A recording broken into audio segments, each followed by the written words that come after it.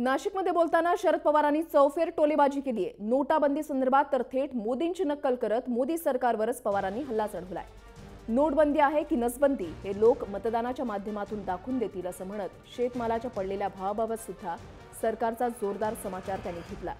तसंच पवार यांनी जिल्हा बँकांना कोर्टात जाण्याचा सल्ला दिलाय। त्याचबरोबर पुन्हा एकदा अण्णा हजारेंचा समाचार घेत अण्णांवर मीच खटला दाखल करतो असं म्हणत त्यांनी अण्णा हजारेंना थेट उत्तर दिलंय।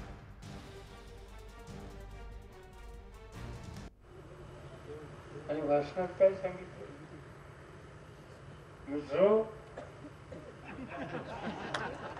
बहनों और भाइयों, मेरे पहले देशवासियों, एक शहाणा होता नाशिक जिल्ह्यामध्ये, त्याला जर रंग जाणारी खली म्हणलं तर त्याने आणखीन छापले असते।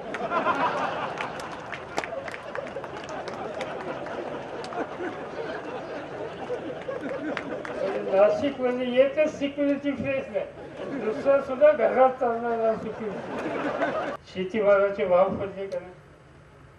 कांद्याचे भाव, टोमॅटोचे भाव, काकडीचे भाव, वांग्याचे भाव प्रत्येकाचे पडले।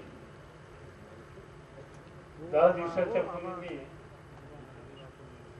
चौधरी चरण सिंग आपल्याकडे पंतप्रधान होते थोड्या दिवसासाठी। त्यांच्या जयंतीच्या निमित्ताने त्यांच्या गावी गेलो होतो आणि तिथं